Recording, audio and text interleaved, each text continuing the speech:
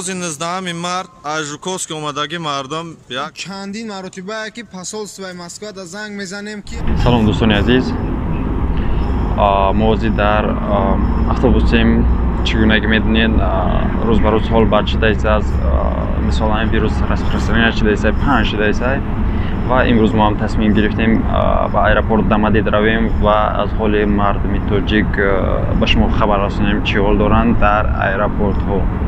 Так что гапа зиёд намекунем, бо дар аэропорт расем, наворо давом медиҳем. Бародарони азиз, мехоҳед соҳиби анамитари прошед. Пас салка ки дар камитар мешавад, дар омада регистратсия кунед, бозӣ кунед ва ҳам хелклора бур кунед. Агар бо промокоди олам регистратсия кунед, бо ҳарфи калони англисӣ олам нависед, боз ба шумо 5000 рублига бонустон метаҳанд. Так что ссылка дар комментария ҳатман дароед. Салом дӯстони азиз, хуш омадед ба шабакаи оламӣ, бо шумо ҳастам ман Муҳаммад Сидиқ. Дӯстони азиз, аз сар шудани навор чӣ гуна ки диден, мо рафта будем аэропорт Дамадидов рӯзи 28 март 2020 ва ҳамчунин агар баъзе шумо ба фикрам дидагие ки дар ахбори озодӣ хабар доданд ки дигар дар аэропортҳо ягон кас намондааст, хабарҳои дурӯғ мерасонанд ва ҳамчунин то вақтам дурӯғ мерасонданд. имрӯз ҳам шид ки дурӯғ расонданд, хабарҳои дурӯғ. ягон ҷои чиш неста, хитон метавонед ира тафтиш кунед. Ман шахсан худам дина дар аэропорт Дамадидов будам. Бачаҳо буданд, ваъдашон доданд ки бегоҳ самолёт мешавад, вале самолёт нашуд ва чун ман видеообрашонӣ кардан, роӣ кардан ки мисол мо дар ҳамин ҷа ҳастем, мисол ягон кас ба додмон намераса. хуб, чӣ гуфтанем бародари азиз, мисол ҳамин ахбори озодӣ, ҳамин хабарҳои дурӯғ мерасона, якум шай ва дуюмаш ки бародаро дар онҷа мондагиянд. Яхелаш аз Питер, яхелаш аз дигар ҷо омадагиянд. Бисёраш чӣ доштанд, билетҳои Жуковский доштанд. Аз аэропорт Жуковский ба Дамадид оварда ва онҳоро ягон ҷо равон накарданд ва онҳоро маҷбур доранд ки аз аэропорт бироянд ва онҳоро равон намекунанд. ва бисёр шахсҳое ҳаст ки ҳамчунин билет доранд, лекин нарафтанд аэропорт. Тақрибан 200 нафар дар ҳамон аэропорт Дамадидов бигем ки билет доранд. 40 нафараш ба гуфти ҳамин бародаро онҷа бебилетай. Хай бо иҷа видеош ҳама мегзорам, шумо видеообрашини ҳамин бародаро худтон мебинен. хуб, бародарони азиз, наворо мегзорам, худтон тамошо мекунен. Фақат аз шумо як хоҳиш ки ҳамин наворо панк кунед дар Одноклассник, дигар сайтҳои иҷтимоида ва ҳамчунин лайкзорӣ кунед ҳамин наворо, то ин ки панк шавад ва дар канал ҳатман подписатсия кунед ва зангулачаро фаъол намоед ки то аз видеороликҳои нав бехабар намонед. Наворо тамошо кунен. Ина марҳамат, дар рӯзи 19 март аз ЖуКовск омадаги мардум 110 нафар зиёд бо бисёр бародаро ҳамҷа. Ин амрӯз 28 марта ягон кас ба мисол додмон намераса. 200 нафар зоид шиданд. Гуфтесам ки 200 нафар зоид шидагиянд. Марҳамат бародаро, кадмет чӣ гуфтанӣ дорӣ, гап занӣ. На ҳамаш ҳамҷа истодагиянд. ай рӯзи 19 март аз ЖуКовск омадаги то 28 марта ина ҳамиҷа истодагием. ина рӯз мешавад, пага мешавад. Нашидеса ягон чӣ. вале рост мегам бачаҳо, ҳамин чандин маротиба ки посольствои Москва да занг мезанем ки ака биёен я чораи моро бибинен. ягон майда да зангои мо ҷавоб наметан, умуман да зангои мо вообще ҷавоб наметан. майдис мо ҳеч намега бубурем брем. вот даже ҳамин коргарои аэропорта телефон мекунанд ки сиршун кунем. бра мо куҷо мерем? иқа мардум ҳамаи билет карда, яхелашай Новосибирск ома, яхелашай Питер ома, яхелашай Татаристон ома. чо меранд? ё як каса нашносанд, ҷо надоранд. ҷои хоб надоранд бисёраш. аксарият надорад ҷои хоб вообще умуман. ягон майда дисгирӣ ягон чӣ неста.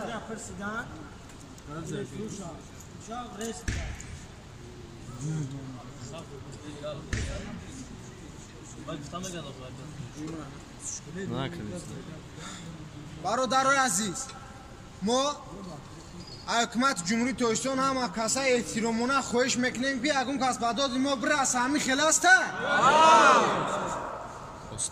ҳамин навори мо хоҳиш мекунем ки ба роҳбари мамлакат ба раиси ҷумҳур бираса. чораи мардуми тоҷика бина. аз ҷумҳурии Ӯзбекистон ҳамагӣ 10 нафар монда буд, самолёт овардан бурданаш. фикри 200 нафара намекунанд. ғайри миллати тоҷик ягон миллат дар аэропорт намонда дигар. посольса ҳай дора ки кадоми билет надора. ҷои хов надорам бисёраш пасол сомега ки бирин ягон кас шуморо намеқапа бирин бед ягон кас намебара шуморо ина инҷа халқ омадагия ҷамъ шудагия дар аэропорт рӯз 27-ма ина рӯз 28-ми марта ишти билет ҳамаш билет дора ягон инҷа 40 кас билет дора дига асалиш ҳамаш билет дора дар аэропорт хоҳем ягон кас холи моро намепурсад мо ягон бесоҳибем чием мо ягон кас фикри мо намекунад биёе ягон хайрият худоро шукр ҳами соҳибкоро дами москва ҳастан ҳами бачаҳоро нигаҳ бин мекунанд набоша ҳама гишнагӣ да мемурд раҳмат ба ҳами соҳибкорои тоҷикӣ фикри ҳами мардум ҳам мекунад ҳамҷа Хисрав ва раҳмат ба Хисрав. ба ака хисрав ҳазор раҳмат калом шав рӯз дабар монад қатори ҳами мардум да ҳамҷа бая пош чиқта хизмат кеса барои халқи тоҷик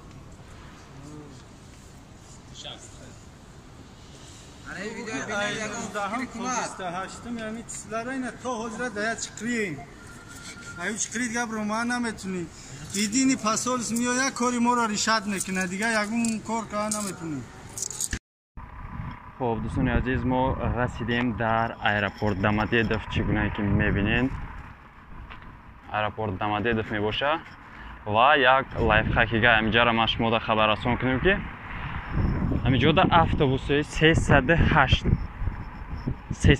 ای مترو دامادید در جایی که اتوبوس 150 تومان پایین تر کم و بگیم یا تا گنشوتکا قفو اتوبوس 308 میباشه نرخش نظر از نرخی چی ارزون میباشد 78 روبل دا تا همین دامادید میورد همینجا همچنین 78 روبل اگر کارت کتی اپلای شد کنی 78 روبل کتی شما دا مثال تا ایرپورت میوردون برای همین تاکسی دا فکر میکنم اگر شرایطتون که نباشه میتونید تاکسی دا نشینین کمتر بگیم یک маршрутка پایین بیاین اتوبوس هم جا دیورن در جای مترو میبرین دیورن هم چیو خب دوستان عزیز از ما میریم درون ایرپورت میدرویم میبینیم مثال مردمی توجیک چی حال دارن خب با صحبت دوام میتیم انشالله نوارو میبینیم انشالله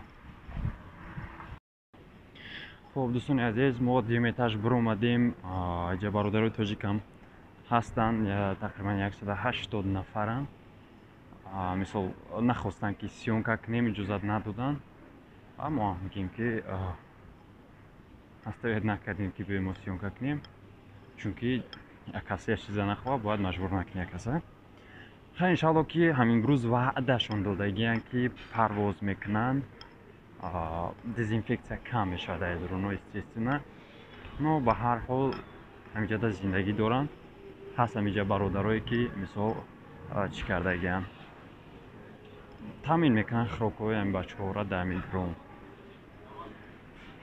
خیلی برادرم ما میبرویم ایرپورت دامادیدوف شما را توصیه میتیم که خوبتر بهتر بلیط نگیرین